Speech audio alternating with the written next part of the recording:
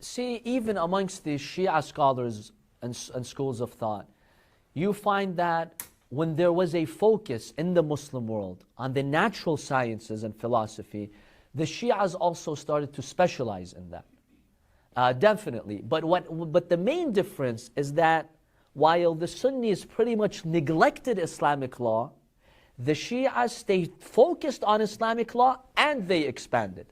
That's why, by the way, the Maraja of the past, for example, you have a Shaykh al-Baha'i.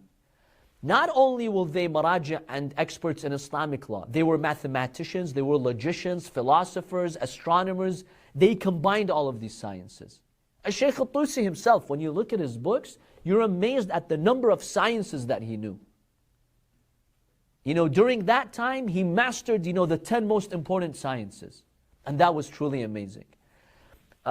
Even Shaykh al-Baha'i, he was even an architect. Even today, you will go to Isfahan, for example, you will still see some mosques and minarets built by him. Built by him, meaning he was the architect of them. It's truly amazing. So the Shia scholars in that area, they did also focus on these natural sciences, but they did not neglect Islamic law.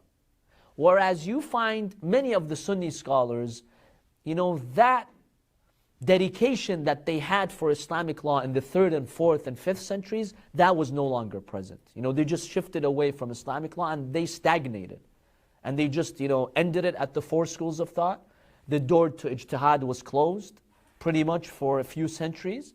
Now, yes, recently in the past few centuries, there have been many efforts to revive jurisprudence in the Sunni world.